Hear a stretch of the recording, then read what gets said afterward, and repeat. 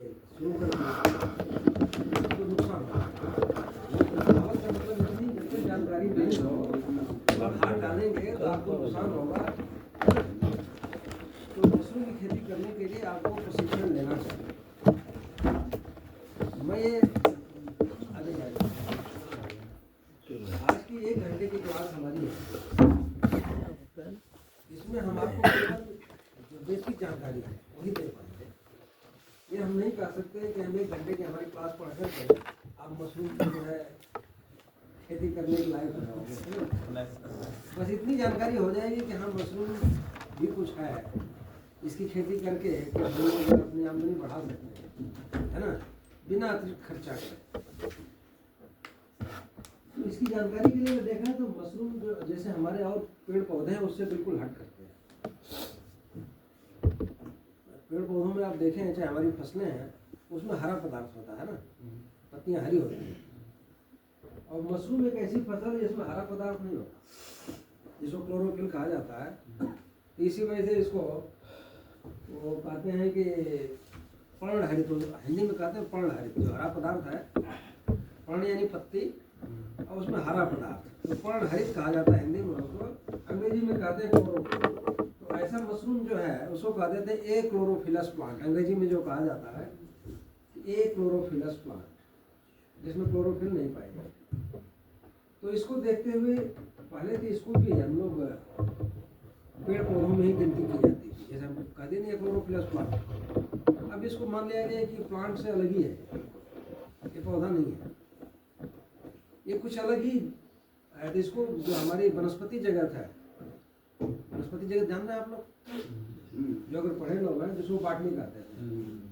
एक हमारे अगर जो हमारे जीव है, पूरा ब्रह्मांड में जितने जीव हैं आमतौर से 2 भागों में पहले बांटा गया था। एक को मान लेते थे कि पेड़ पौधा, जिसको वनस्पति कह देते थे, वनस्पति जगत का सदस्य है, और दूसरे जिसको कहते हैं जीव है, जंतु, उसको कहते हैं जंतु जगत। तो एनिमल और प्लांट 2 ही विभाग में बांटा गया था पहले। अब बाद में वैज्ञानिकों को लगा कि नहीं, ये तो कुछ अलग ही चीज है, तो उसके गुण के आधार पर इसको अलग से बना दिया, जिसको कहते हैं फफूंद जगत। लिखा होगा फफूंद, है ना, या फफूंद समुदाय या फफूंद जगत भी कहा जाता है, या उसको प्लांट किंगडम जैसे था वैसे फंगल किंगडम कहते हैं, ये अलग बना दिया गया। तो फफूंद जैसा आप लोग फफूंदी सब लोग जान रहे होंगे जी। फफूंदी आमतौर पर कहाँ मिल जाती है, देखना कभी देखा है?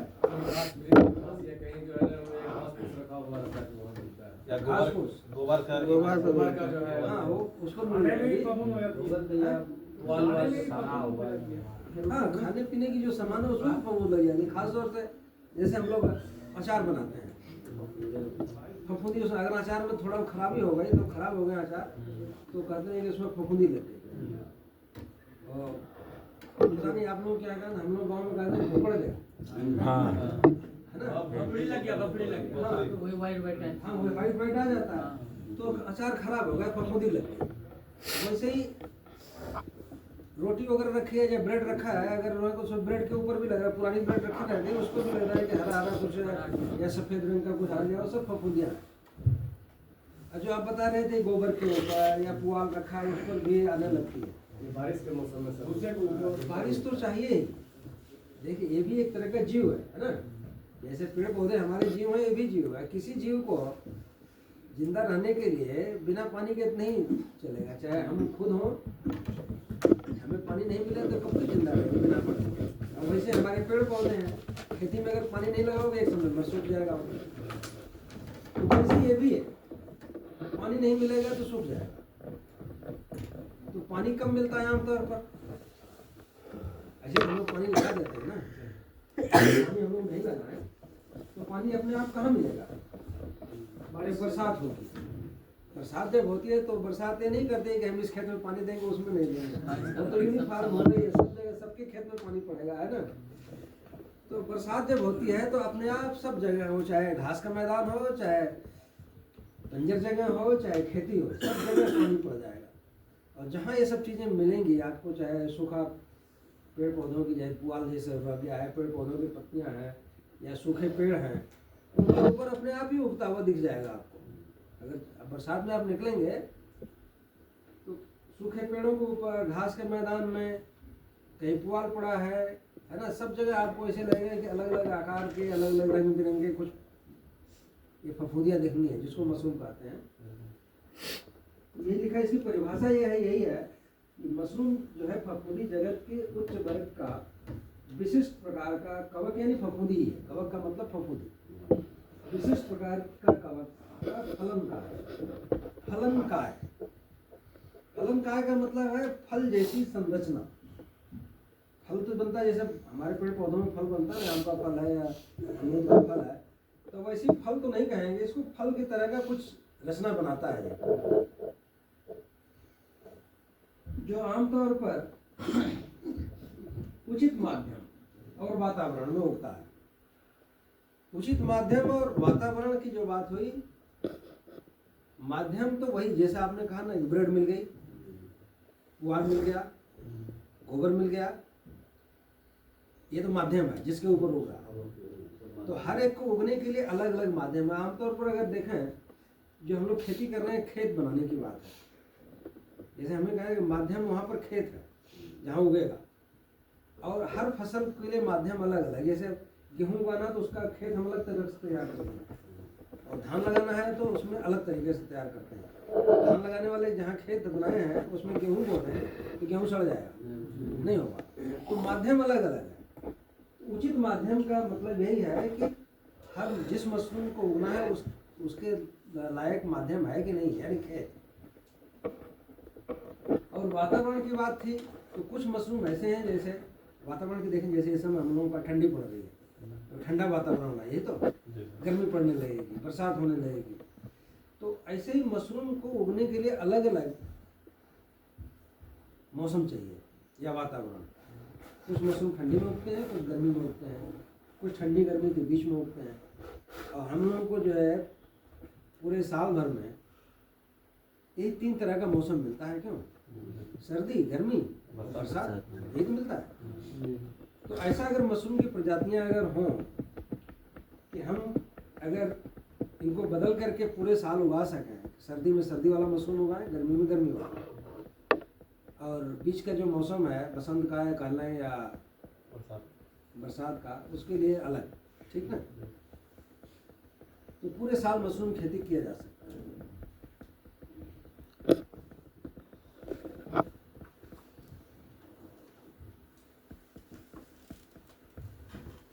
मशरूम की खेती क्यों किया जाए? खेती बाड़ी तो हर कोई कर रहा है, क्यों?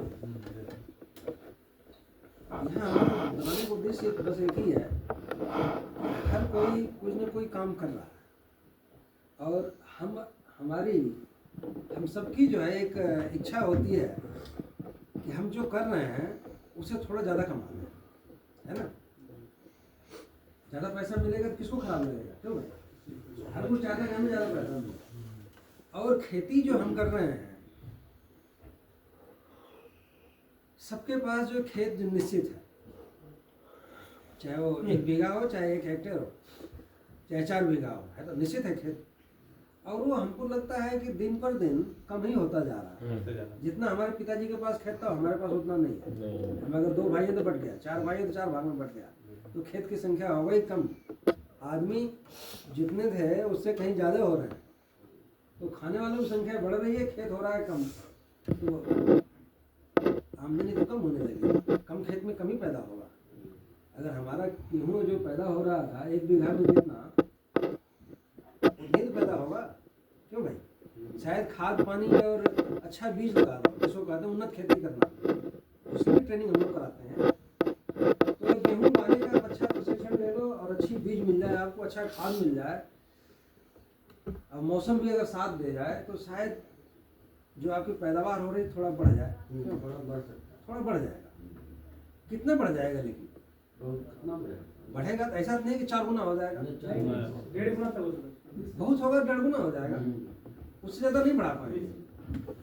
तो हमें है कि कुछ दूसरा जरिया ढूंढें कि हम उसको, जो अपनी खेती हम कर रहे हैं वो तो हम करते रहें, वो उसको बिना प्रभावित करें, हम कुछ दूसरा जरिया अपनाएं। जैसे खास तौर से हम लोग अपनाते हैं जो अपने घरों पर खेती तो हम करते रहते हैं, साथ में हम लोग पशुपालन करते हैं कि भेड़ बकरी पाल लिया, गाय भैंस पाल लिया, वो तो खेत में नहीं जा रही है ना, अपना अलग रखा हुआ है, चारा भी खेत से आ गया, उसको खा रही है, दूध दे दिया, तो दूध पैदा करके हम एक आमदनी, अतिरिक्त आमदनी पैदा कर लिए, इनकम जो है अपनी बढ़ा लिए गाय भैंस पाल कर।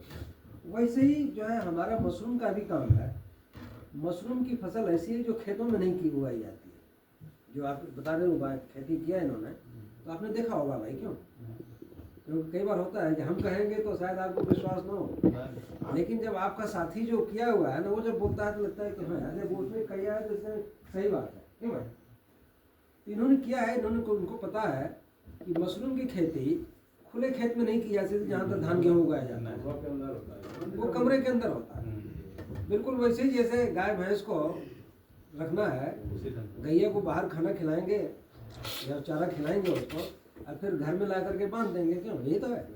उसमें तो फ्रेम रहना तो शेड में रह लेगा, छाया उसको भी चाहिए ना। गाय को ऐसे खुले में रख देंगे तो थोड़ा दिक्कत होगी, तो उसको भी रहने के लिए जगह चाहिए। तो मशरूम को आप उगाने के लिए घर चाहिए। तो इसमें कई चीज़ें हमने आपको बता दी बीच बीच में। इसमें जो पहला पॉइंट लिखा हुआ है, प्रति इकाई क्षेत्रफल और समय में सस्ती एवं सर्वाधिक उपज देने वाली फसल है मशरूम। वो मैं भी जो बता रहा था आपको कि गेहूं की फसल उन्नत खेती करके आप जैसे 1.5 गुना बढ़ा लिए ऊपर, मशरूम की फसल ऐसी है कि आप कई गुना बढ़ा सकते हैं, 2 गुना क्या, 4 गुना क्या, 8 गुना, 10 गुना बढ़ा सकते हैं। और कैसे बढ़ेगी भाई? क्योंकि खेत हमारा तो उतना ही है, यह जगह कम है। अब यहाँ खेत नहीं कहेंगे, यहाँ जगह का है।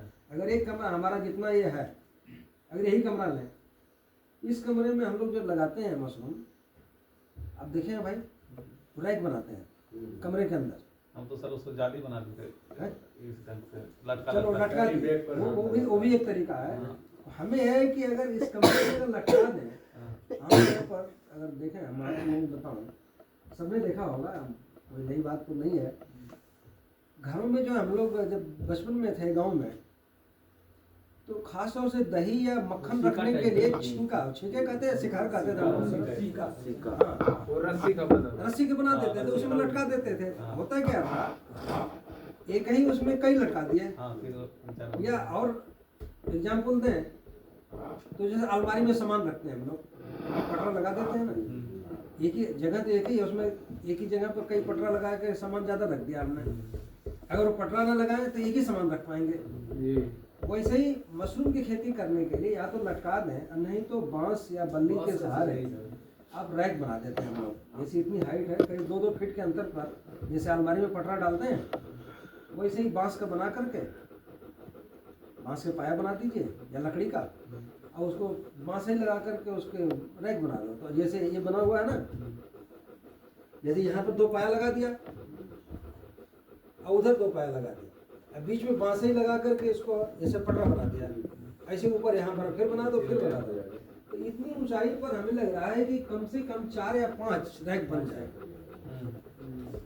अब हम मशरूम जब यहाँ लगाएंगे, इसके ऊपर फिर यहाँ लगाएं, फिर यहाँ लगाएं, तो इसी ऊंचाई पर कम से कम 4 या 5 एक ही जगह पर 5 बार हमने मशरूम उगाया रैक बनाकर।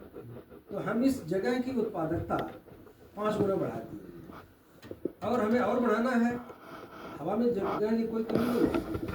आज की तारीख में तो नहीं है, भविष्य में पता नहीं। जो लोग हवा में भी आप जाओगे तो शायद टैक्स लगने लगे, है ना, अभी लेकिन नहीं है। तो आप छत के ऊपर एक दूसरा कमरा और बना दो, आपके पास सक्षम है तो 5 यहाँ कर रहे हैं तो ऊपर बढ़ा दो, 10 गुना हो जाएगा। तो एक ही जगह के उत्पादकता हम कई गुना बढ़ा सकते हैं, क्योंकि हवा में जाने के लिए अभी बंदिश नहीं है हमारे पास। लेकिन हमें गेहूं उगाना है तो हम हवा में नहीं उगा पाएंगे, उसके लिए तो फिर फैलना पड़ेगा। 1 बीघा है तो 2 बीघा करना पड़ेगा डबल करने के लिए, लेकिन यहाँ पर ऐसी नहीं बात। तो ये कि सबसे बड़ा फायदा इसका है। दूसरा है कि कमरे के अंदर होने वाली फसल है, इसलिए भूमिहीन किसानों के लिए उपयुक्त है।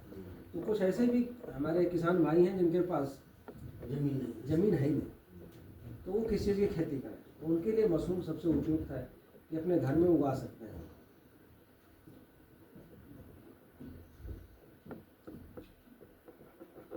अगला पॉइंट लिखा हुआ है कि उच्च कोटि की प्रोटीन का उत्तम स्रोत, विटामिन, खनिज लवण, से भरपूर है।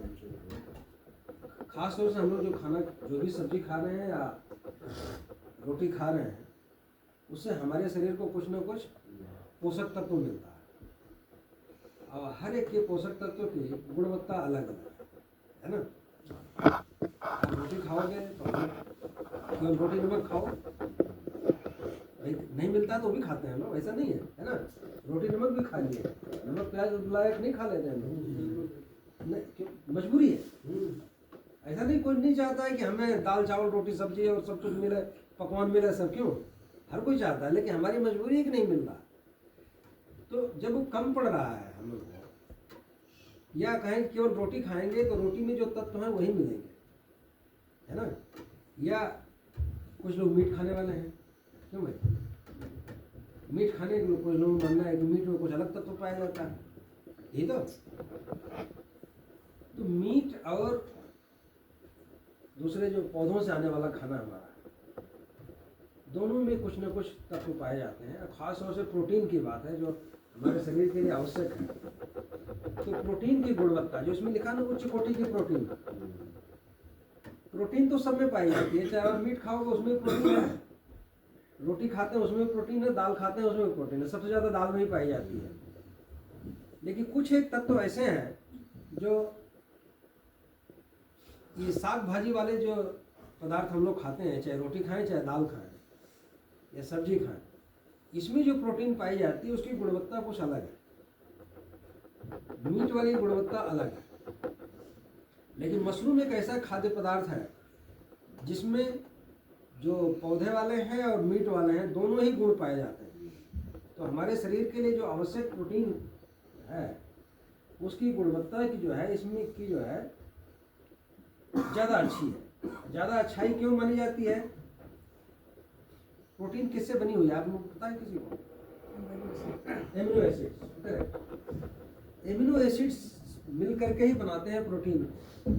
और हम जो कई सारे एमिनो एसिड्स हैं, ये तो जितने एमिनो एसिड्स हमारे शरीर को चाहिए वो लगभग सारे एमिनो एसिड्स मशरूम वाले प्रोटीन में पाए जाते हैं। जबकि मीट वाले में कुछ कम पाए जाते हैं, कुछ एमिनो एसिड नहीं पाए जाते, या वैसे ही कुछ सब्जी वाले हैं उसमें भी कुछ एमिनो एसिड्स नहीं मिलते। लेकिन मशरूम एक ऐसा पदार्थ है जिसमें सारे आवश्यक अमीनो अम्ल पाए जाते हैं, जिसकी वजह से माना गया है कि इसकी गुणवत्ता जो है हाई क्वालिटी या उच्च कोटि की है।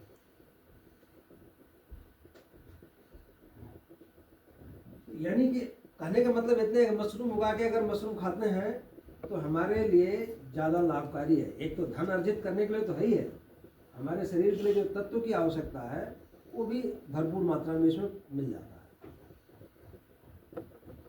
अगला पॉइंट था कि देखिए, एक तो है कि घर हमें बनाना, मशरूम का घर हमें बनाना है खेती करने के लिए। दूसरा है कि कई बार मैंने देखा है, जो अपने गांव में भी देखा हूँ, शायद आप लोगों के गाँव में भी यही होगा, कि बहुत सारे ऐसे घर लोग बना लिए, रहने वाले हैं ही नहीं, खाली पड़ा हुआ है।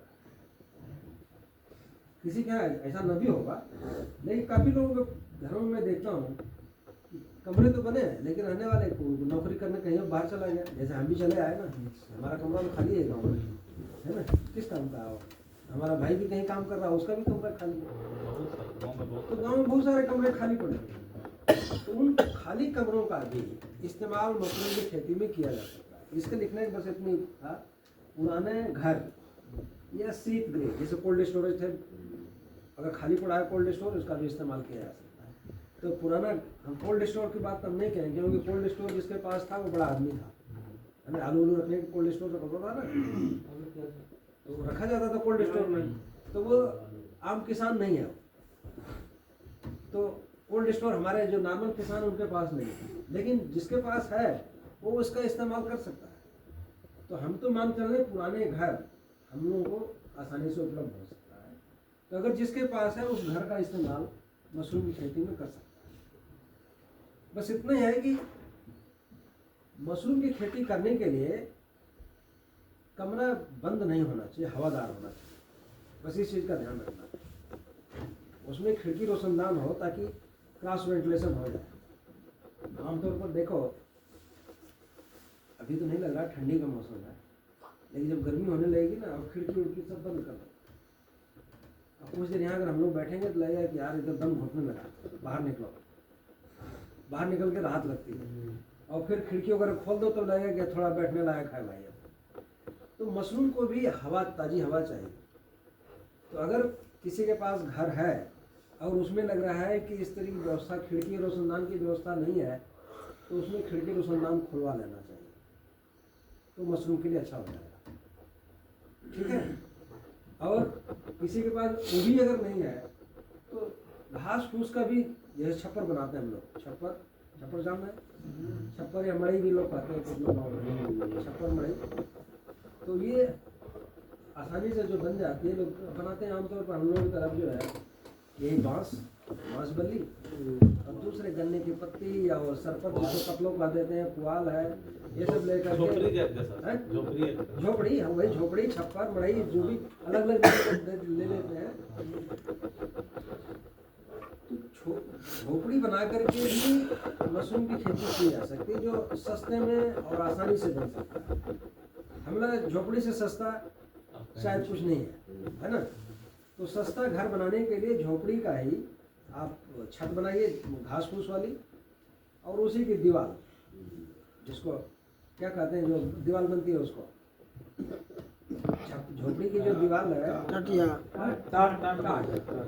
टाटी का टटिया कह देते हैं कुछ लोग।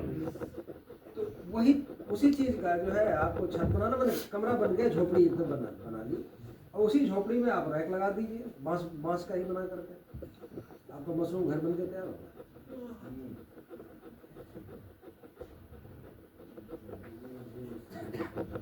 तो एक तो हो गया कि पुराने घर का इस्तेमाल या आप झोपड़ी बना करके भी कर सकते हैं, और दूसरी बात ही रोजगार का साधन है। जिसके पास अगर कुछ नहीं है तो रोजगार के साधन के तौर पर इसको अपना सकता है।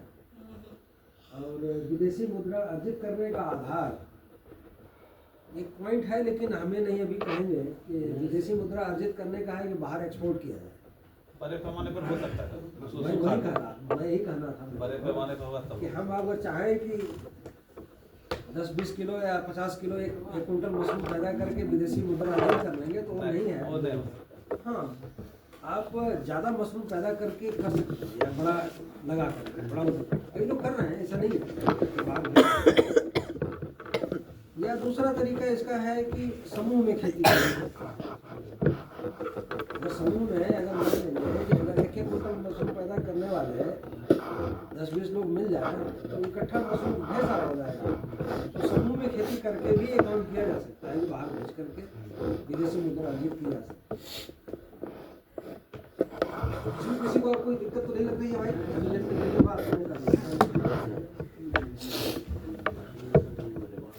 मशरूम की जो प्रजातियां हैं, सबसे जो नंबर गजब लिखा है, प्रजातियां देखिए, इसमें हमने 6 लिखा तापमान जिसमें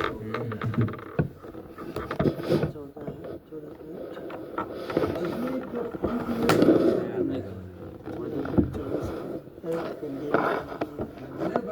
मशरूम की प्रजाति का नाम लिखा हुआ है, इधर तापमान लिखा हुआ है। ये जो पॉइंट लगा हुआ है पॉइंट नहीं है, 14.24 है, उससे 14 से 24 14 डिग्री सेल्सियस से लेकर टेम्परेचर भाषा वही हुआ। जो तापमान चाहिए मशरूम को उगने के लिए, तो 14.24 नहीं है, 14 से 24 डिग्री सेल्सियस तापमान है। तो सब में वही फंड की वजह से हो गया, तो उससे लिखा हुआ है। अच्छा, दूसरा वाला 18 से 28, 18 से 28, 24 से 34, 25 से 35, 25 से 35, 28 से 38, 28 से 38, फिर 14 से 24, फिर 18 से 34। ठीक है, ये फंड की वजह से सब हो रहा है।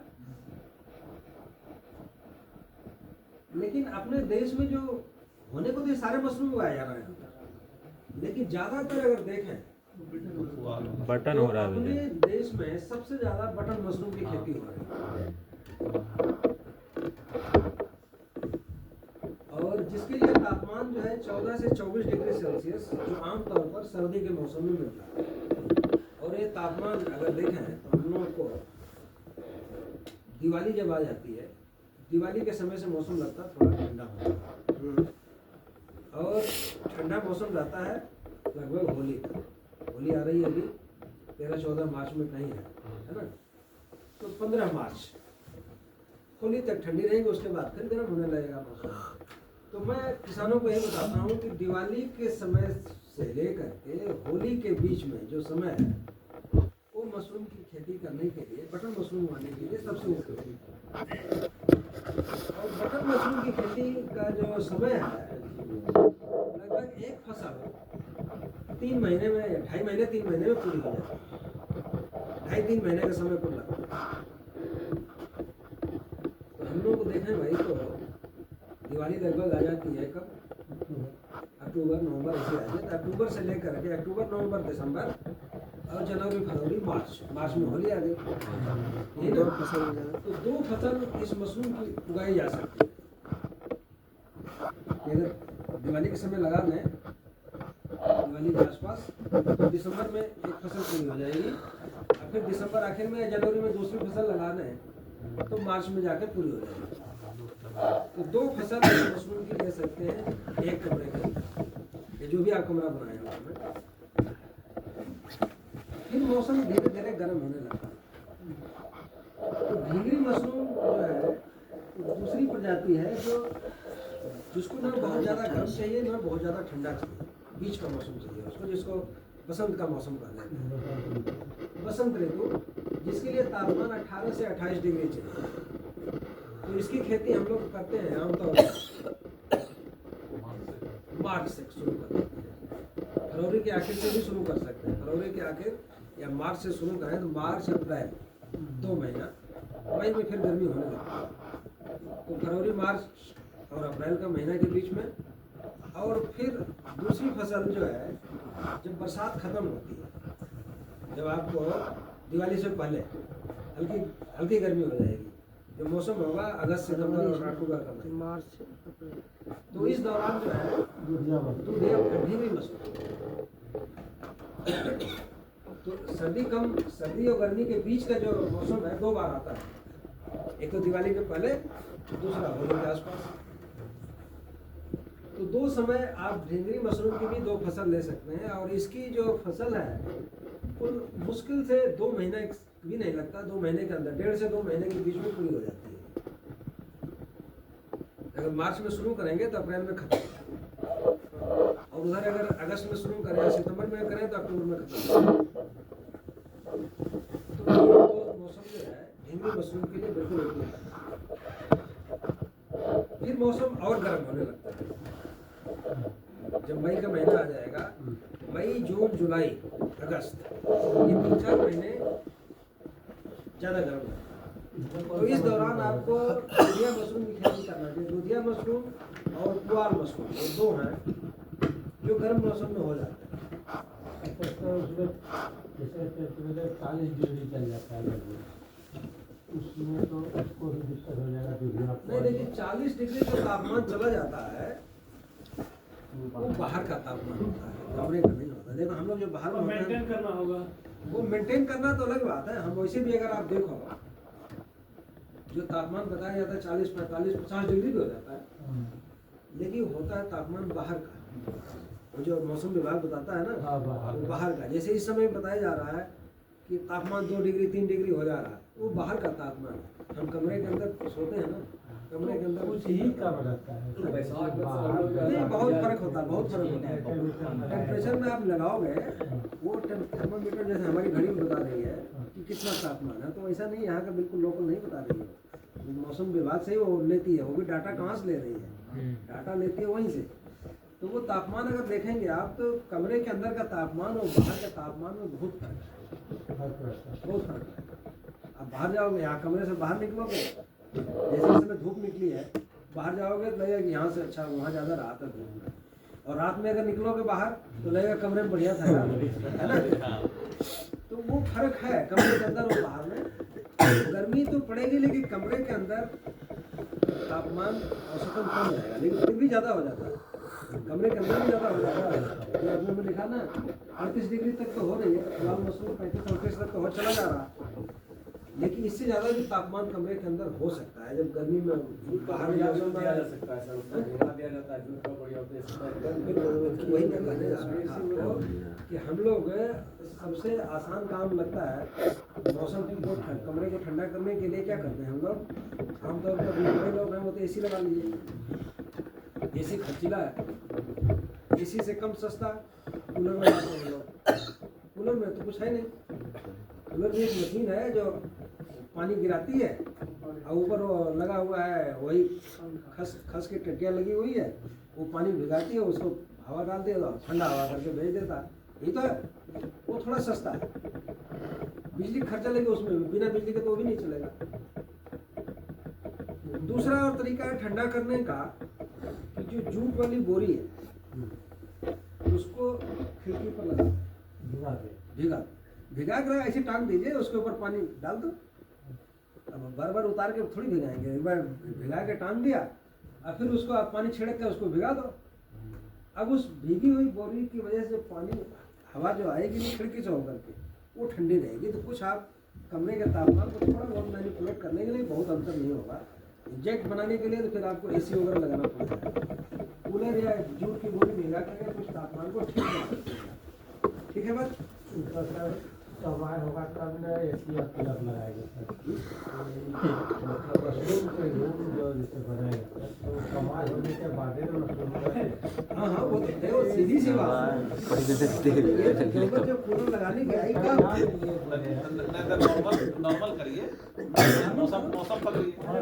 मौसम ही पकड़ना देखो, हमें नहीं कहना है। देखो अभी जो बात हो रही थी, हम गर्मी के मौसम में जब जा रहे हैं, गर्मी के मौसम में तापमान 38 तक तो हमारा मशरूम चलो चला दे रहा है। जब 38 के ऊपर जब तापमान बढ़ने लगा तब क्या, तभी जरूरत है आपको कूलर लगाने की या एसी लगाने की या जूट की बोरी भिगा करके लगाने की। अच्छा रहेगा मतलब कुछ कम कर सकते हैं आप, मतलब आप 1-2 डिग्री 3 डिग्री तो मैनेज कर सकते हैं आप तापमान। लेकिन ऐसा नहीं है कि 50 डिग्री हो गया तो उसको आप 40 कर देंगे, इतना मैनेज नहीं होगा। तो कुछ मैनेज कर सकते हैं, लेकिन हमारा कमरे के अंदर तापमान चल जाएगा इतने मैनेज करके। तो पूरे साल अगर 3-4 प्रजातियों को उगाएं तो पूरे साल मशरूम की खेती की जा सकती है। और अपने देश में जो ऊपर से 1, 2, 3, 4 हैं, इन्हीं की खेती सबसे ज़्यादा और ये कुल उत्पादन जो अपना है देश का, उसमें लगभग 99% ये 4 प्रजातियाँ हैं। बाकी 1-2% में केवल दूसरी और प्रजातियाँ हैं, तो सिटाके और कटकान जो लिखा हुआ है ये कुछ नाम है, लेकिन इसके अलावा और भी हैं कुछ प्रजातियाँ। तो पूरे विश्व का उत्पादन की स्थिति लिखी हुई है, लेकिन अब थोड़ी इससे भी ज़्यादा हो गई है, पुराना हो गया है थोड़ा 20-12 का। अच्छा सर, इसका स्पॉन्सर सब दिन अवेलेबल हो जाता है? जी स्पान तो सब जगह मिल, आप बताओगे तभी मिलेगा। इसका स्पान या बीज जो है लेने के लिए जो बीज बनाने वाले लोग हैं, जैसे पंतनगर में है, पंतनगर में जैसे बीज मिल रहा है, लेकिन इसका बीज ऐसा नहीं है कि गेहूं के बीज की तरह जो बोरे में भर के रखा हुआ जो मांगेगा उसको निकाल के दे दिया, वही ना बात है सर। वो बीज खराब हो जाता है। तो बीज बनाना पड़ता है, और तो बीज बनाने वाले को आपको पहले बताना पड़ेगा कि हमें बीज चाहिए, तो आपके लिए बीज बनाएगा। और बीज बनाने में लगभग 1 महीने का समय लगता है। तो चलो उस पर अभी आएंगे हम, है ना।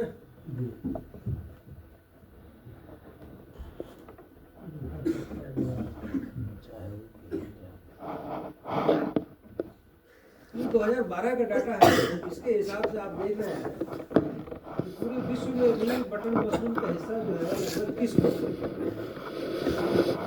हिंगरी मशरूम दूसरे नंबर पर थी 27%, और तीसरे नंबर पर सिटाके। ये तो है, 1, 2, 3 ये प्रजातियां थी मुख्य रूप से, बाकी थोड़े थोड़े और हैं।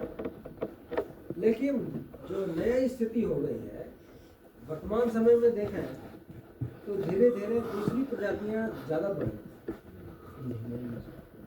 जो सिटाके मशरूम है वो नंबर 1 पर हो गया है। हाँ, जो तीसरे नंबर पर था वो नंबर 1 पर पहुंच गया विश्व में। इसका उत्पादन लगभग हमें लग रहा है कि करीब लगभग 25% के आसपास। और ढींगरी मशरूम अभी भी दूसरे नंबर पर ही बना हुआ है।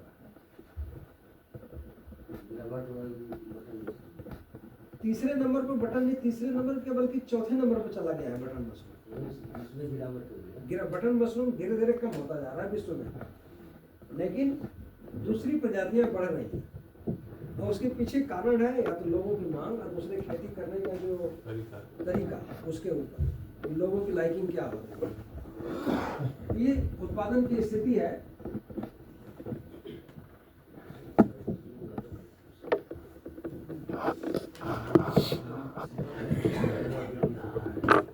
अपने देश में अगर देखें तो कुल मशरूम का उत्पादन करीब 1,20,000 टन था। अगर देखें तो 96-97 में करीब 40,000 था अपने देश का। और 2010-11 में करीब 1,20,000 हो गया। और इस समय ये करीब 2 लाख के पार हो गया, 2-2.25 लाख हो गया इस समय। 2,20,000 के करीब कहीं होगा इस समय मशरूम का उत्पादन।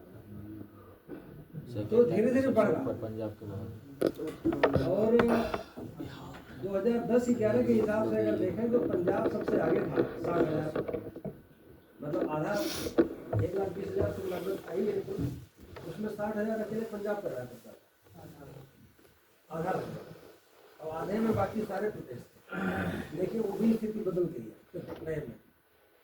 अब नए में जो है अगर देखें तो हमारा हरियाणा सबसे आगे है। हरियाणा में ज़्यादा मशरूम होता इस समय, मतलब बढ़ तो सबका गया है हिस्सा। पंजाब का हिस्सा कम हो गया, पंजाब अब कम पैदा करने लगा। कम क्या पैदा करे, दूसरे और पैदा करने लगे ज़्यादा। दूसरे ज़्यादा पैदा करने लगे तो वो उसके हिसाब से तेजी से नहीं बढ़ा जितने दूसरे बढ़ गए, तो उसका हिस्सा धीरे धीरे कम हो गया। तो इस समय हरियाणा ज़्यादा आ गया।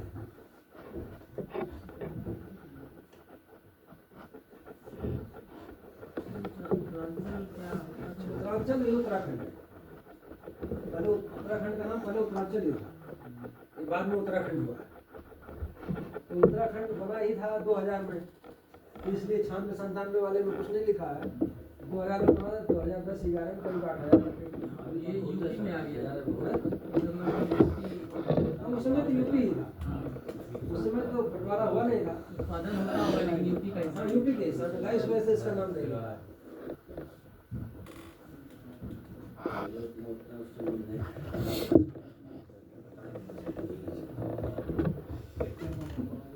बटन मशरूम, ये बटन मशरूम है। एक साधारण सी बात निकली कि 1 किलो मशरूम पैदा करने में लगभग कितना खर्चा आएगा। हो सकता है कि इस समय अगर वर्तमान समय में अगर आप देखेंगे तो खर्चा देखिए समय के हिसाब से घटता बढ़ता रहता है। तो औसतन मैं मान के चल रहा हूँ कि 1 किलो मशरूम पैदा करने में जो 40-50 लिखा हुआ थोड़ा उसको बढ़ा दीजिए। हाँ वो हो सकता है 60-70 रुपये 1 किलो मशरूम पैदा करने में खर्चा आएगा लगा। और बाजार मूल्य भी वैसे ही बढ़ जाएगी। जो हम 80 से 100 रुपये किलो लिखे हैं, वर्तमान समय में मशरूम की लागत कीमत जो है आप लोग क्या क्या मिलता है 200 रुपये के जी है। 200 नहीं मान लो, 150 मान लो, क्यों नहीं थोड़ा कम ही मान लो। तो 150 रुपये की लगभग लागत और मान लो 70-75 रुपये की खर्चा 50%, तो लगभग उतना ही आपको जितना खर्चा आया उतना ही लगभग आपको मुनाफा। तो हम लोग चाहे समय कोई भी हो, ये आप देख रहे हो हम अभी रेट बढ़ा करके भी देख लिए। तो मेरा अपना मानना है कि जितना आप लागत लगाएंगे मशरूम के खेती में लगभग उतने ही आपको शुद्ध लाभ मिल जाएगा। तो डबल हो जाएगा, खर्चा निकाल दो तो उतनी लागत आपको मुनाफा हो गया। तो कभी भी आप लगाएंगे तो जितना आप लगा 1 रुपये आप लगा रहे हैं तो उससे 2 रुपये मिलेगा, 1 रुपये आपका मुनाफा हो गया, 1 रुपये खर्चे में निकल गया। कितना दिन में सर? एक फसल 3 महीने की। औसतन मान लो 2.5-3 महीना। खेती का तरीका जो अभी हम बात कर रहे थे,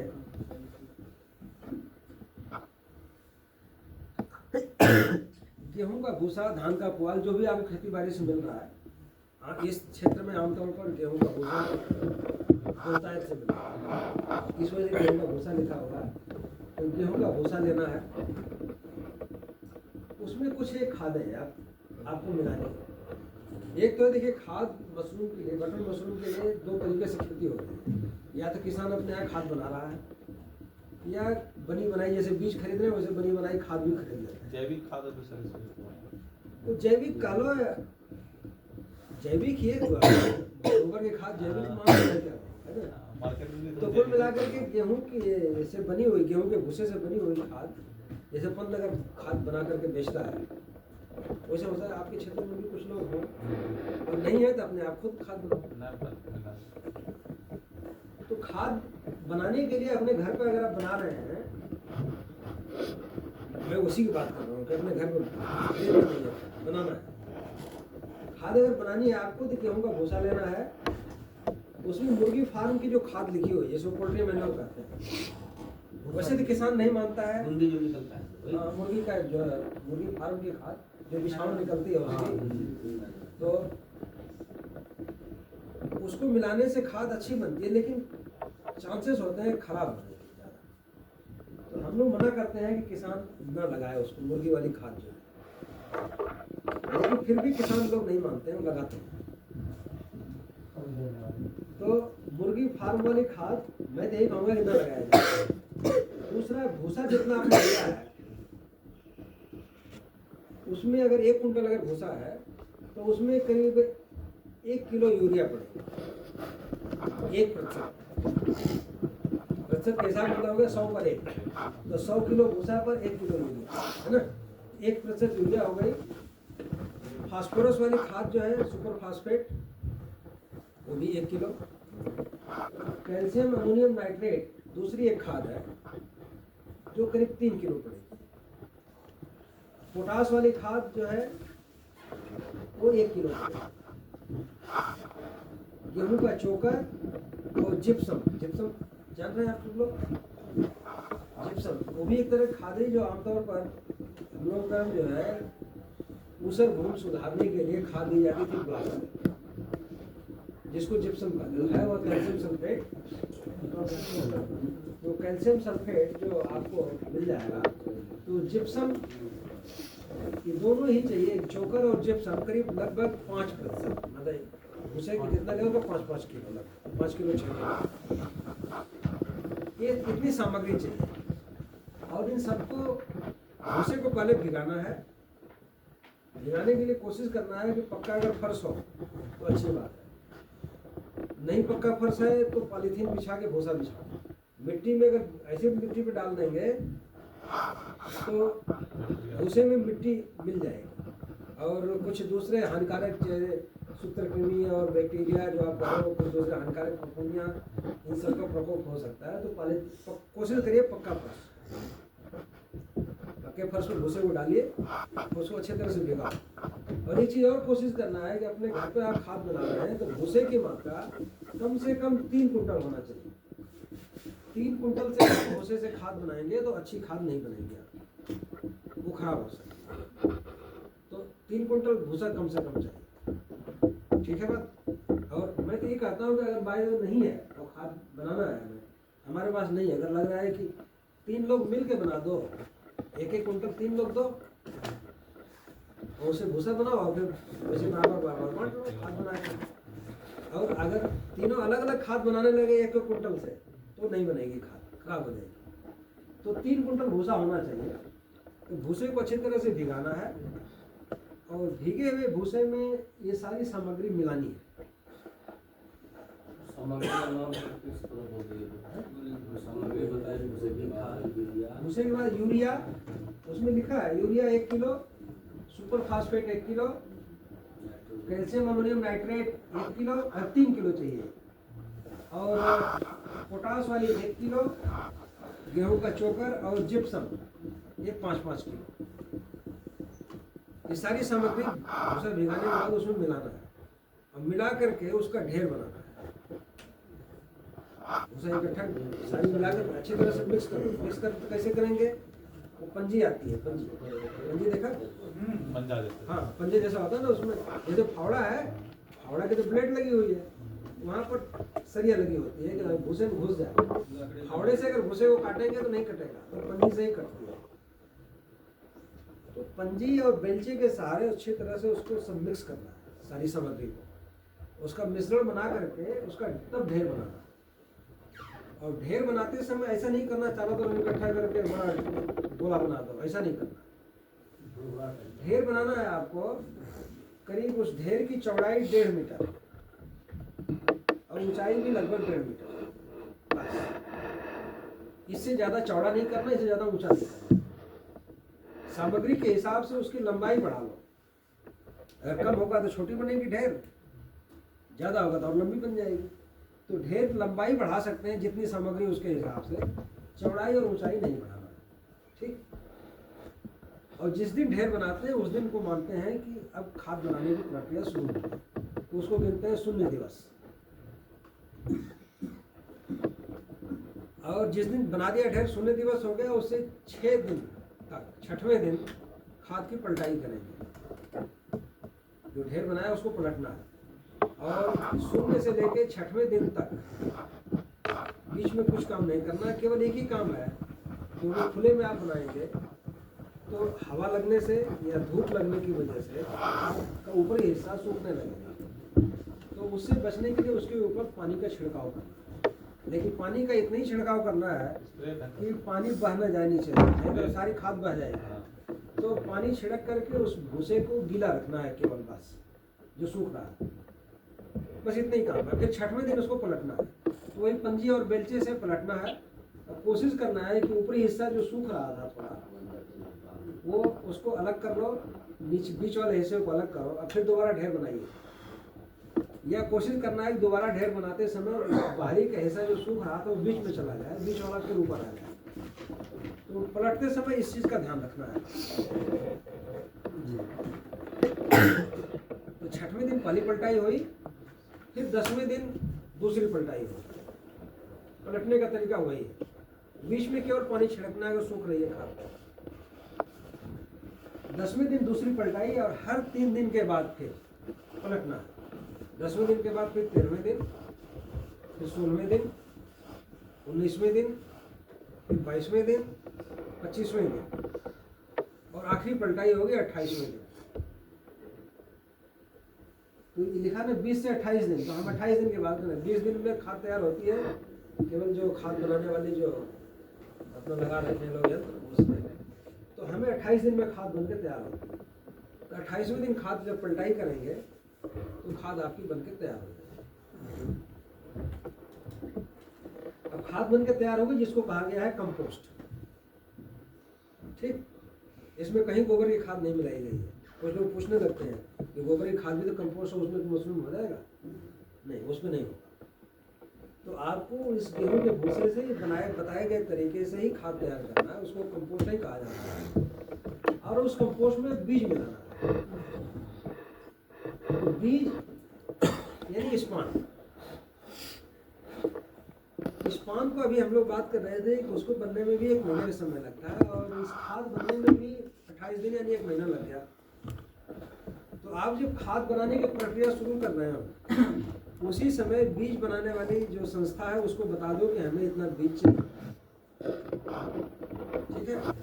तो बीज हमें कितना चाहिए? जगह के मुताबिक नहीं, भूसा जो आप लिया उसके हिसाब से। हमारे पास 4 कमरा है, भूसा तो 1 ही कुंटल है, तो क्या करेंगे बीज का? तो जगह से हिसाब नहीं, भूसे के हिसाब में 1 कुंटल अगर भूसा आता है तो उससे खाद जो बनके तैयार होती है करीब 2-2.5 कुंटल, 2 गुना 2.5 गुना, तो उसके हिसाब से आपको लेना है। तो आप मान के चलो कि 1 कुंटल सूखे भूसे पर अगर 2-2.5 किलो बीज अगर बुक करते हैं तो सफिशियंट है। तो करीब हमारी जो 2.5 कुंटल या 2 कुंटल 2.5 कुंटल खाद तैयार होती है, तो तैयार खाद पर 1 कुंटल तैयार खाद पर 1 किलो बीज, तो उसके हिसाब से बीज बनाने वाली संस्था को आप बता दो पहले ही जब खाद बनाने जा रहे हैं कि हमें बीज चाहिए इतना, ठीक है, जितना भूसा भिगाया उसके हिसाब से, तो आपका बीज तैयार, जब तक खाद बनकर तैयार होगी आपका बीज भी बनकर तैयार हो जाएगा। फिर बीज लाइए, आप बीज खाद में 1 कुंटल खाद में 1 किलो बीज। अगर आप खाद बनने के बाद बीज खोजेंगे, पता चला कि खाद आपके तैयार हो गई आज, और आप बीज खोजने चले, हमारे पास आए बीज दे दो भाई, हम कहते हैं हमारे पास बीज है, आप दूसरे के नहीं मिला, अगर बीज नहीं मिला किसी कारण से तो आपकी खाद भी खराब हो जाएगी। कोशिश करना है जब खाद तैयार हो गई जितना जल्दी हो सके उसमें बीज मिला दो, अगर खाद को रोकेंगे तो खाद खराब हो जाएगी, ठीक है बात। तो बीज मिलाना है, बिजाई का मतलब बीज मिलाना, तैयार खाद में बीज मिलाना, और करना ये जैसे 1 कुंटल खाद है उसमें 1 किलो बीज के दर से उसमें अच्छे से खाद को मिक्स करना। वैसे ही मिक्स करना है जैसे हम लोग जानवरों के लिए खाली खुद भी मिलाते हैं ना भूसे में या चारे में उसके, वैसे अच्छे से मिश्रण उसका बन जाए, बीज का और कंपोस्ट का, अच्छी तरह से उसको मिक्स करना, उसी को कहते हैं बिजाई। अब बिजाई हो गई, बिजाई किया हुआ कंपोस्ट या तो प्लास्टिक के थैले में भर दो, करीब एक थैले में 8 किलो से 10 किलो खाद भर दी जाती है बीज मिली हुई, तो प्लास्टिक के थैले में भर दीजिए। या दूसरा तरीका है कि जैसे रैक बनाया है आपने, तो पॉलीथीन की सीट इस रैक पर बिछा दो, पॉलीथीन का रोल आता है, जैसे कपड़े का रोल आता है ना, वैसे पॉलीथीन का रोल आता है, तो रोल बिछा दो इसके ऊपर और बीज मिली हुई खाद भर दो, इसी को फैला दो, जिसको कहते हैं ट्रे सिस्टम। एक तो बैग सिस्टम हो गया, एक ट्रे सिस्टम। मोटाई करीब 8 से 10 इंच अधिक से अधिक, 8 इंच 10 इंच अधिक से अधिक आप ऐसे मिला दें। बीज मिलाने का तरीका लेयर वाला जो है, आप बिल्कुल सही है, उसको कहते हैं डाल बिजाई या लेयर मेथड, और दूसरों कहते हैं मिश्रित बिजाई। मिश्रित बिजाई करना आसान है कि जितना आपने 1 कुंटल या 2 कुंटल खाद है उसमें उसके दर से बीज डाला, अच्छी तरह से बेलचे या उसी से मिक्स कर दो, है ना। और परतदार बिजाई जब करेंगे तो पता चला है कि आपने जैसे 10 किलो का बैग बना रहे हैं तो 2 किलो पहले खाद भरो, फिर उसमें 1 लेयर बीज का मिलाओ, फिर 2 किलो खाद भरो, फिर बीज मिलाओ, उसमें लेबर का खर्चा बहुत आता है। एक ही बार सब मिला के भर दो। इस तरीका से बनाने से बीज और 1 कुंटल में 1 किलो बीज, तो ठीक हो गई बात। खाद मिलाकर के बीज को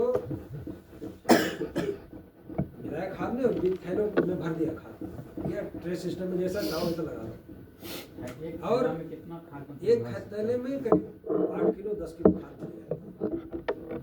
तो सर बीज जो है भैया में कैसे भरे? हाँ, तो एक बीज नीचे चला जाएगा, हाँ तो वो खाद एक ऊपर रह जाएगा, वो कुछ नहीं होता है उसमें बीज। ये धान गेहूं की तरह का बीज नहीं है ना, उसके एक्चुअली है ये फफूंदी का, देखा है आपने कहीं पढ़ता हुआ, और रेसे हैं उसके। ऐसा लगता है जब बढ़वार होगी उसकी, जहाँ जहाँ बीज पड़ा है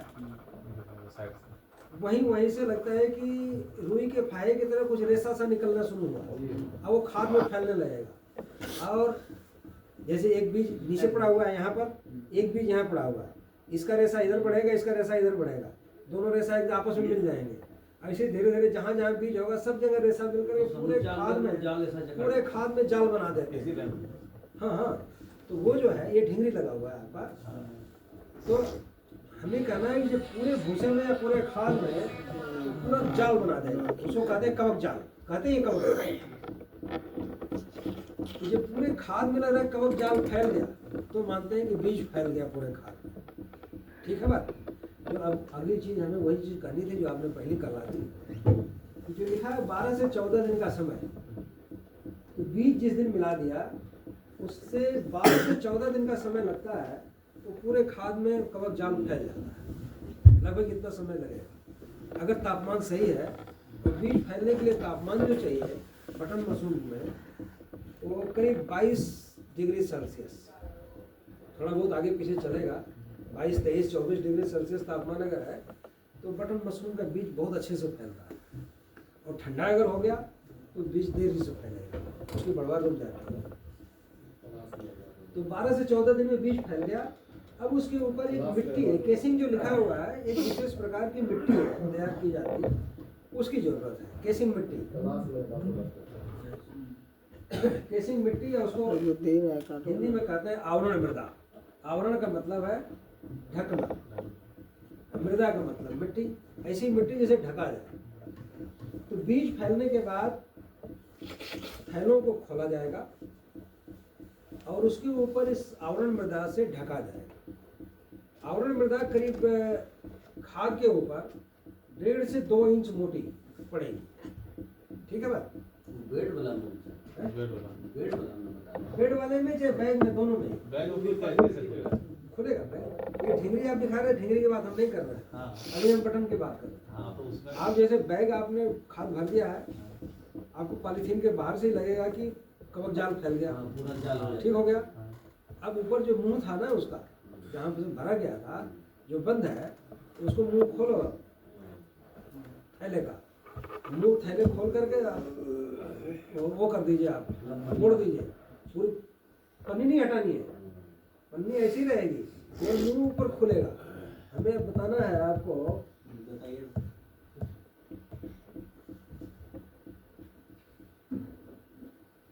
ये मान लो कि थैला है आपका, खाद भर गई पूरी, इसका मुंह है यहाँ पर, मुंह अब बंद है अभी, है ना।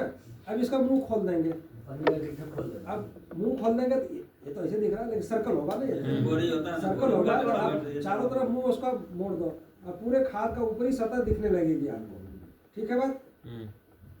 इसी सतह के ऊपर आपको करीब 1.5 से 2 इंच मोटी ये मिट्टी डालनी है बराबर, ठीक होगी बात, समझ में आ गई। अगर बैग में लगा रहे हैं तो, अगर ट्रे सिस्टम में है तो 8 इंच तो ऊंची खाद है, इसके ऊपर 1.5 इंच मोटी पूरी फैला दो, पूरा बिछा देना। हाँ पूरा बिछा दो, 14 दिन बाद ढक दे 14 दिन बाद। उसको कहते हैं आवरण करना या केसिंग करना। अब भाई कि वो मिट्टी बनाई कैसे जाएगी? मिट्टी बनाने के लिए आपको एक तो गोबर की खाद, यहाँ गोबर की खाद चाहिए जो 2 साल पुरानी हो, सड़ी हुई अच्छी गोबर की खाद, ताज़ा गोबर नहीं लगेगा, कम से कम 2 साल पुरानी अच्छी सड़ी हुई गोबर की खाद, और बगीचे की मिट्टी या खेत की मिट्टी, दोमट मिट्टी जो भी है आपके पास वो लेना है। तो 2 भाग गोबर और 1 भाग बगीचे की मिट्टी या खेत की मिट्टी ले लीजिए और उसको अच्छे से मिला दीजिए। 2 भाग गोबर रहेगा, 2 भाग गोबर 1 भाग मिट्टी, इसका मिश्रण बनाना है। और इस मिश्रण को अब एक दवा है उससे उपचारित करना है, क्योंकि ऐसे आप डालेंगे। इसमें एक चीज़ और ध्यान रखना है, जब आप बगीचे की मिट्टी या गोबर की खाद जब बनाएंगे ना, तो हम लोग गोबर की खाद ऐसे गड्ढे में डाल देते हैं और उसके ऊपर घास भी उगने लगेगी, है ना, बहुत सारी चीज़ें होती हैं। तो जब वहाँ से खोद के लाए भाई तो वो सब चीज़ हटा देना, सफाई कर देना, हाँ भूरा कर देना है। अगर बड़े बड़े ढेले हैं तो भूरा कर दो थोड़ा, घास पात इस तरह कोई चीज़ है उसको बीन करना, फिर उसको मिश्रण बना करके उसको उपचारित करना है। फार्मलिन दवा है, फार्मलिन जैसे कहते हैं फार्मल्डिहाइड, लेकिन वो फार्मलिन के नाम से मिलती है वो फार्मलिन लिक्विड। फार्मलिन नाम की दवा है और इसका 4% का घोल तैयार करना है और इस घोल से उस मिट्टी को अच्छी तरह तर कर देना। तर कैसे करना है हम लोग को, जैसे हम लोग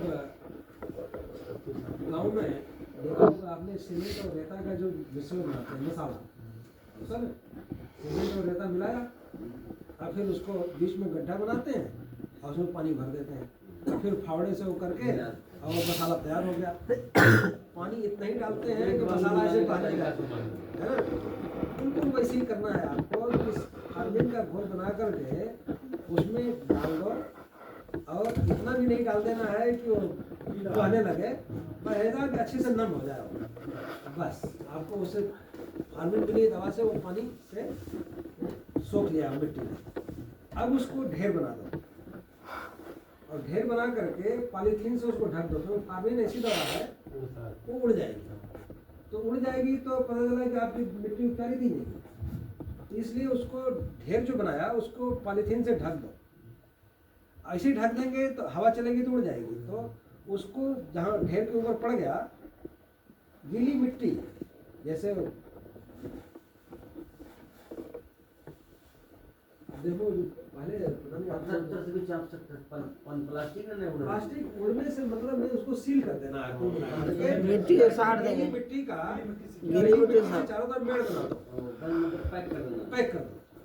पैक करने से दो फायदे होंगे, एक तो जो साइड से भी जो गैस उसकी उड़नी है निकलनी है वो निकल नहीं पाएगी, और मिट्टी हवा से पॉलीथीन उड़ेगी भी नहीं। ठीक होगी बात, समझ में आ गई कि नहीं? जैसे उठा करके कोई कंटेनर डब्बा बंद कर कर सकते हैं, लेकिन वो कठिन काम है, क्योंकि जब ज़्यादा काम आप 2-4 किलो बनाना है तब तो आप डब्बे में डाल देंगे, है ना। 2-4 कुंटल बनाना होगा तो हमारे डब्बा रहेगा। इसका भी सर कितना मात्रा होगा, कितना डालना? हाँ, अब इसकी मात्रा है जितनी आपकी खाद थी। अगर 1 कुंटल खाद थी तो 20 किलो मिट्टी तैयार करनी है, 20% पड़ती है खाद का 20% मिट्टी तैयार करनी है। बिल्कुल आपने सही सवाल पूछा कि कितने खाद पर कितनी मिट्टी चाहिए, तो 20% के हिसाब से मिट्टी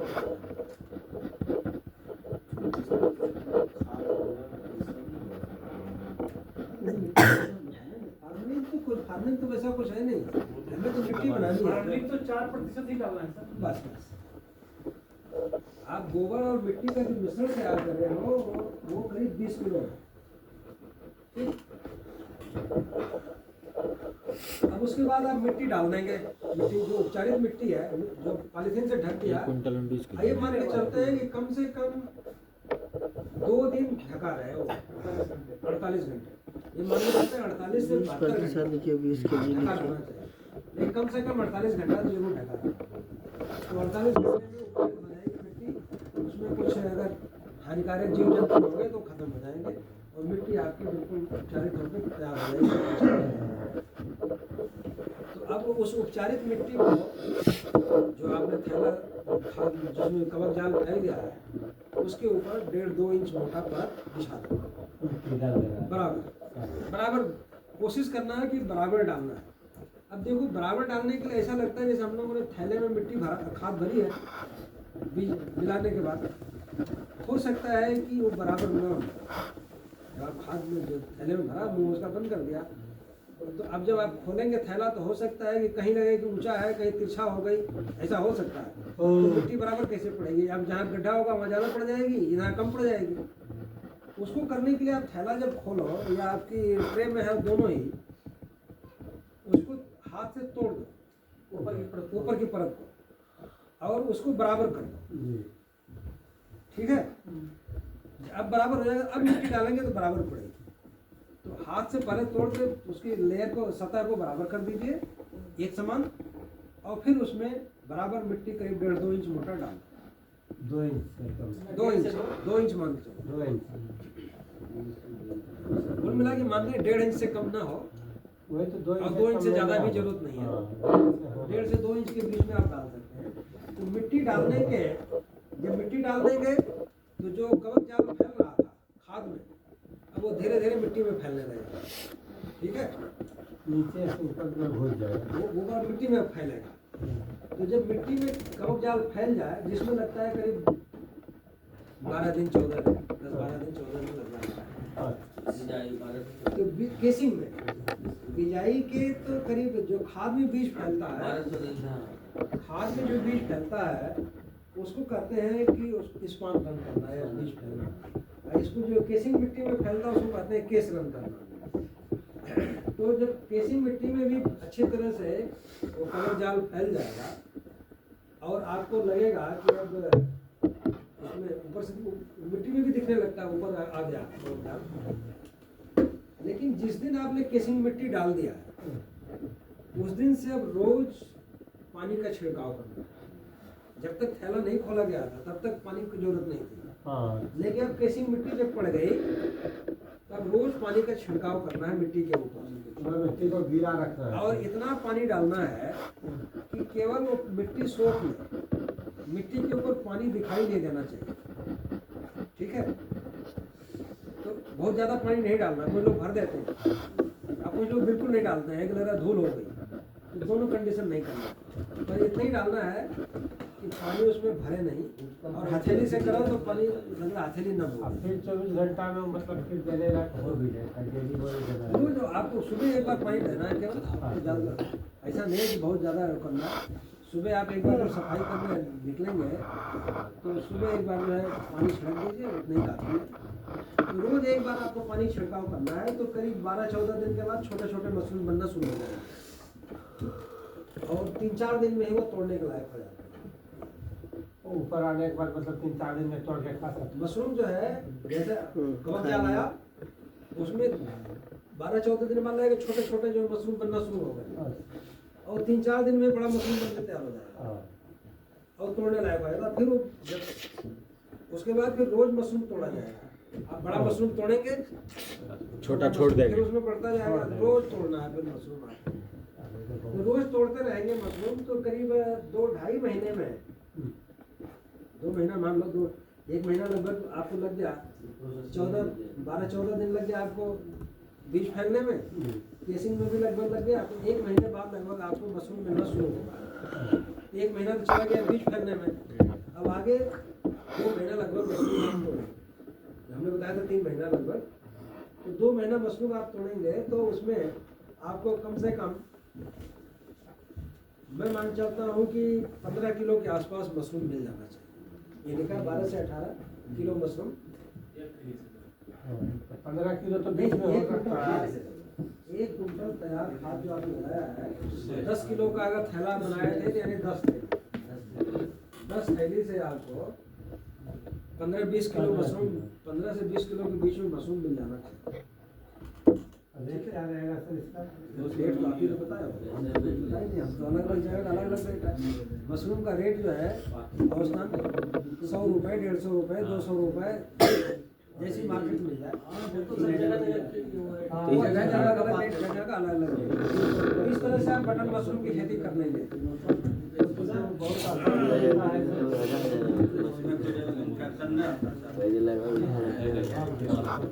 ये ढींगरी मशरूम है जो अभी ये दिखा रहे थे। दूसरी जो हम लोग है, बटन मशरूम की बात हो गई, ढींगरी मशरूम की कई सारी प्रजातियां हैं।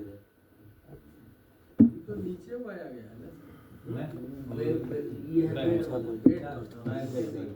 ये ढींगरी मशरूम है, सब बैग में ही लगा है ना, सब बैग में है। हमें कौन सा इसमें कई सारी प्रजातियां, इसमें सफेद रंग की भी आती है, गुलाबी रंग की भी है, नीले रंग की भी है, पीले रंग की भी है, भूरे रंग की भी है, कई तरह की प्रजातियां। ज्यादातर मतलब गिला लगाता है, देखने में भी रहता है, खाने में भी रहता है। हाँ, जैसा आपको डिमांड हो वैसा।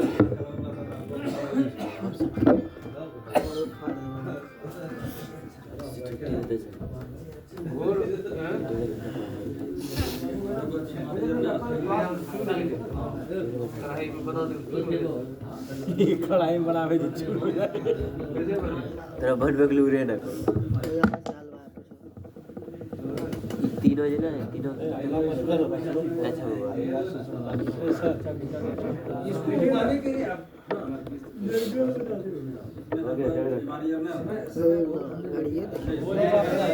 कोई बात नहीं सर, चाय आप छोड़ देंगे सर आप। 5 बजे तक चलने दीजिए सर, होता है, ऐसा नहीं है। 5 बजे तक चलने दीजिए। इसकी खेती करने के लिए आपको गेहूं का भूसा, धान का पुआल कुछ भी नहीं। गेहूं का भूसा है तब तो कोई दिक्कत नहीं है, सबसे अच्छा पुआल है तो उसका टुकड़ा काटना है।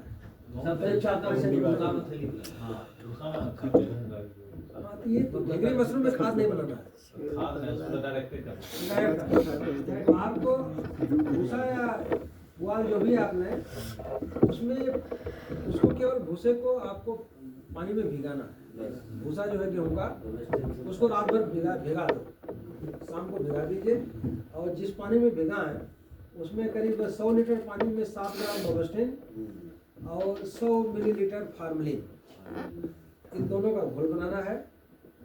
और किसी अगर ड्रम है, जैसे प्लास्टिक का ड्रम भी आता है या टीन वाला पीपा आता है, नहीं तो गांव में जो हाउस होता है, हाउस के साथ हम क्या बोले सर?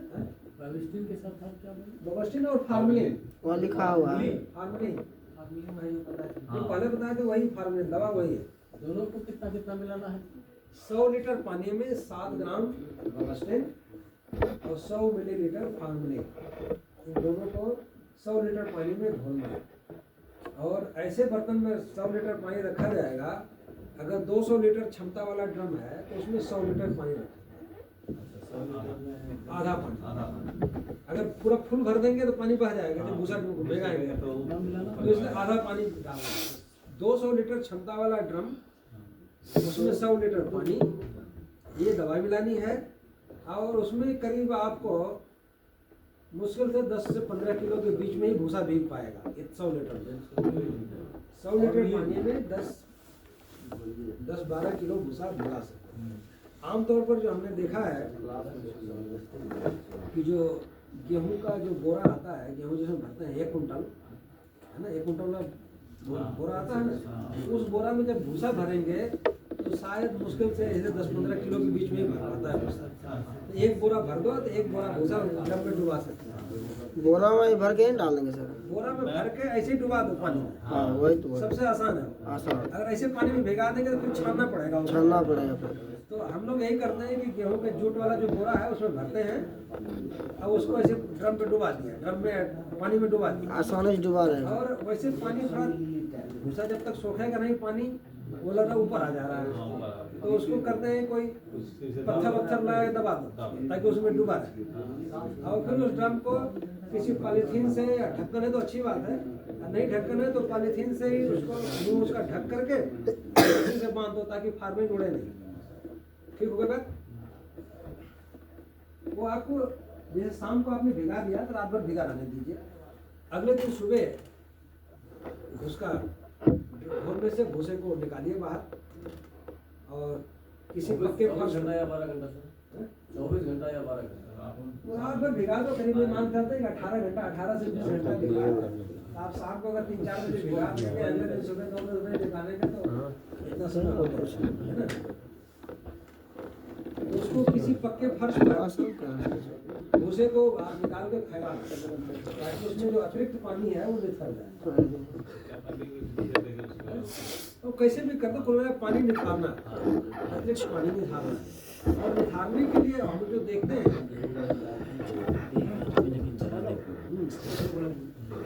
पानी निकालने के लिए हम लोग कैसे देखेंगे, भूसा जो भीगा हुआ है आप भूसे को मुट्ठी में लेके दबाओ, पानी टपकना नहीं चाहिए। अगर खूब कस के निचोड़ो तो मुट्ठी में, और पानी की बूंद अगर टपक रही है तो मान लो कि अभी भूसा ज्यादा गीला है, थोड़ा और सूखने दो। पानी टपकना नहीं चाहिए, अगर टपक नहीं रहा पानी तो मान लो कि अब सही है। तो अब ऐसी स्थिति आने पर उसमें बीज मिलाना है। जो करीब जो भीगा हुआ भूसा है, अगर 1 कुंटल भीगा भूसा है तो उसमें आपको करीब 2.5 किलो बीज, ढेंगरी मशरूम का 2.5 किलो बीज, बटर में हमने बनाया था 1 किलो। खाद बनाने का तरीका अलग था, वहाँ खाद बनाने में 1 महीना समय लग रहा था, यहाँ केवल रात भर में बन के तैयार हो गया। आज सोचे और अगले दिन लगा दिया, है ना। 1 कुंटल भीगे हुए भूसे में, सूखा भूसा नहीं, भीगे हुए भूसे में 2.5 किलो बीज वैसे मिला दीजिए जैसे आपने बटन मशरूम में मिलाया था।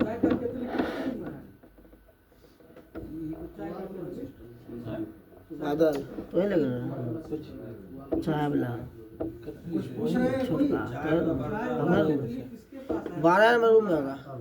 12 नंबर में है सर। हाँ सर। 12 केतली होती है, बात छोड़ो। रूम नंबर 12 फर्स्ट में है। जाओ 1 क्विंटल भूसा में 2.5 किलो बीज मिला देना चाहिए। ठीक है ना, अच्छे से मिला दीजिए और फिर वैसे प्लास्टिक के थैले में आपको भरना, बीज में देना भूसे को, हाँ थैले में भर दो। वो थैले में जो भरेंगे आप 3 किलो या 5 किलो जैसा चाहो, 3 किलो 4 किलो 5 किलो के पहले बीज को उसको मिक्स करेंगे उसके बाद है ना। है ना।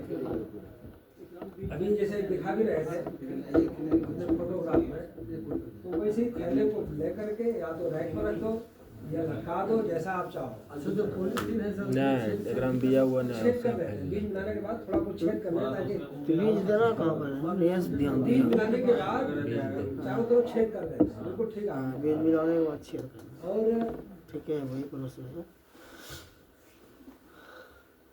5 से 10 किलो पहले बनाए, फिर उसके बाद जो आप कमरे में रख दीजिए, टांग दीजिए, तो इससे काम है।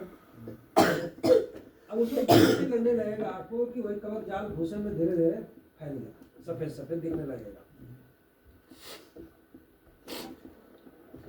और वो पूरा होने में लगभग मौसम के ऊपर निर्भर करता है। ठंडा मौसम होगा तो ज़्यादा समय लेगा, अब मौसम थोड़ा अगर हल्का गर्म हो रहा है तो जल्दी फैल जाएगा। तो कुल मिला के 10-12 दिन, 15 दिन, 20 दिन, अधिक से अधिक 20 दिन में फैल जाएगा। जब अच्छी तरह फैल गया तो आप कई बार होता है कि आप लेट कर देता है थैला काटने में, तो जो छेद करे हैं चारों तरफ छेद में से अपने आप ही मशरूम निकलने लगता है। और नहीं तो पॉलीथीन को काट करके हटा दीजिए। पॉलीथीन जब काट के हटा देंगे तो भूसे का एक लेयर है कि ब्लॉक बन गया थक्का, अब उसके ऊपर पानी का छिड़काव कर देगा तो 2-4 दिन में मशरूम आपको लिखा ना प्लास्टिक को साफ बाहर कर देगा 6-7 दिन में मशरूम को तोड़ने के लायक हो जाता है। इसका सही मौसम कौन सा होगा सर लगाने का? बिल्कुल मौसम आ रहा है इसका, इसके बाद सर्दी जा रही है, सर्दी के बाद फरवरी के आखिर में लगा दीजिए, फरवरी में भी लगा सकते हैं। फरवरी के आखिरी में हाँ फरवरी में भी लगा दे, कोई फर्क नहीं है, ये थोड़ा ठंडी में बर्दाश्त करता है। 18 डिग्री तक जो लिखा ना, 18 से 28 लिखा था इसमें, तो फरवरी के महीने में 18 डिग्री तक टेम्परेचर लगभग आ जाएगा। तो फरवरी के महीने से आप लगाना शुरू कर सकते हैं। तो आपको 6-7 दिन में मशरूम तोड़ने लायक हो जाएगा। और इसकी पैदावार जितना सूखा भूसा लिया, अगर 1 कुंटल सूखा भूसा लिए हैं तो उस पर 50 किलो मशरूम पैदा हो जाएगा, 50 से 70 किलो तक मशरूम पैदा हो 1 क्विंटल में 1 कुंटल सूखे भूसे, सूखे भूसे 1 कुंटल सूखा भूसा है तो मान के चला जाता है कि 70 किलो मशरूम पैदा होना चाहिए। लेकिन अगर मान के चल रहा है खराब भी हुआ 50 किलो पैदा होना चाहिए। ठीक से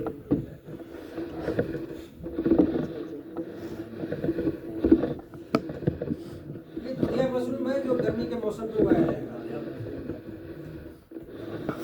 पहले बटन मशरूम उगाया गया था, उसके बाद दूधिया। अब मौसम और गर्म होगा, जब आपका अप्रैल का महीना, फरवरी के महीने में लगाएंगे, मार्च अप्रैल तक ढिंगरी चलेगा, मई में जाकर के आपको लगाना पड़ेगा दूधिया मशरूम। हाँ मार्च के अप्रैल में लगा दीजिए, मई में लगा दीजिए, कहीं भी लगा सकते हैं, मतलब गर्मी आ जाएगा।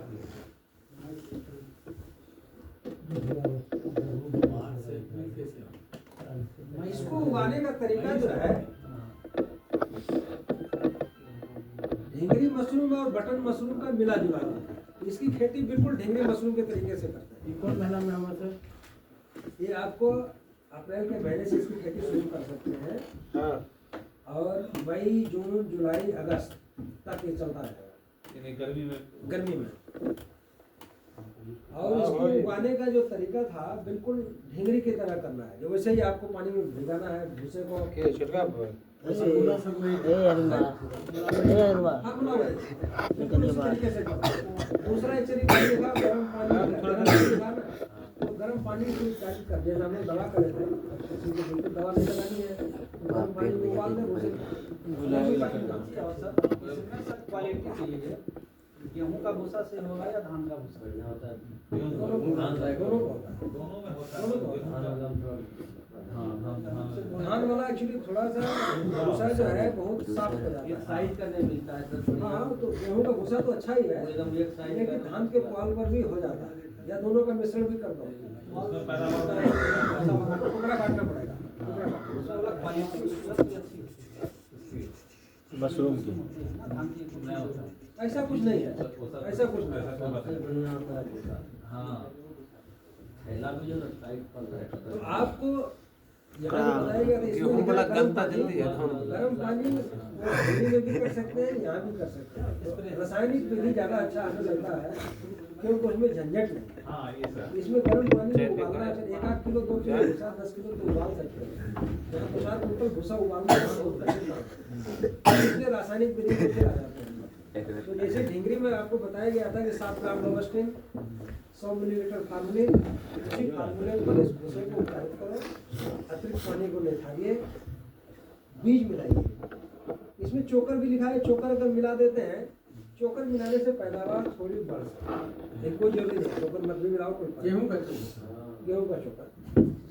इसमें बीज जो मिलाना है भीगे हुए भूसे पर, 1 कुंटल भीगे भूसे पर 4 किलो बीज, इसका बीज और ज्यादा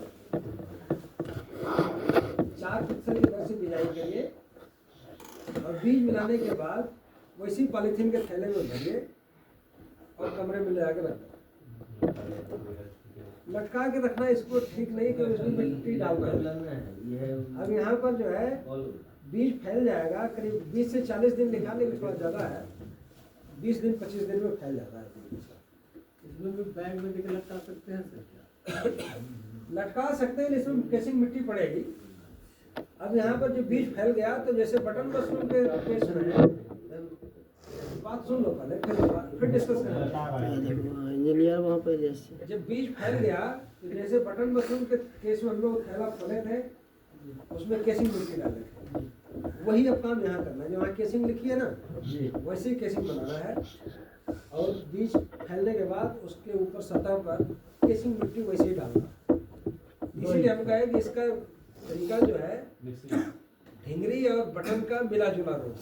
शुरुआत करेंगे ढींगरी मशरूम के तरीके से बीज फैलने तक, जब बीज फैल गया तो बटन मशरूम की तरह से करेंगे, केसिंग मिट्टी अब डालेंगे, और केसिंग मिट्टी डालेंगे वैसे ही बनाएंगे। डालने के बाद पानी लगाएंगे, और फिर वही 10-12 दिन के बाद, हफ्ते 10 दिन में आपको छोटा छोटा मशरूम निकलने लगेगा। और 2 इंच मिट्टी जला जो- 2 इंच मिट्टी इसमें डालना वैसे डालना है, वैसे डालना है, बिल्कुल। तो मशरूम बन जाएगा, उसकी तुड़ाई करते रहिए, तो आपको जो है करीब 1 कुंटल भूसे पर एक फसल काल में आपको करीब 50 से 60 किलो मशरूम पैदा हो सकता है, 1 कुंटल भूसे पर। तो ये 3 मशरूम की प्रजातियां हमने आपको बताई, और इसको अगर मौसम के हिसाब से बदलते हुए अगर उगाएं तो पूरे साल मशरूम की खेती आप अपने घर में कर सकते हैं, और अतिरिक्त आमदनी का जरिया एक बना सकते हैं मशरूम। हमारी समस्या और हमें कुछ नहीं कहना है, समय बहुत हो गया है, 10:30 खत्म करना तो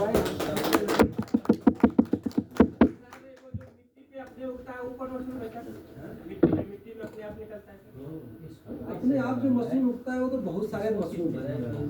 मशरूम जो आप अपने आप उगने वाले करीब 2000 से ज़्यादा प्रजातियां हैं जो अपने आप उगती हैं, और उसमें कुछ खाने वाली भी हैं, कुछ जहरीली भी जो जंगल में मिल जाती है। कुछ लोग खा के बीमार भी जाते हैं, यहाँ तक कि मर भी जाते हैं, इतने जहरीला है। तो जंगल से इकट्ठा करके मशरूम खाना रिस्की है, हम नहीं सलाह देते, जब तक सही जानकारी नहीं हो मत खाओ, ठीक ना।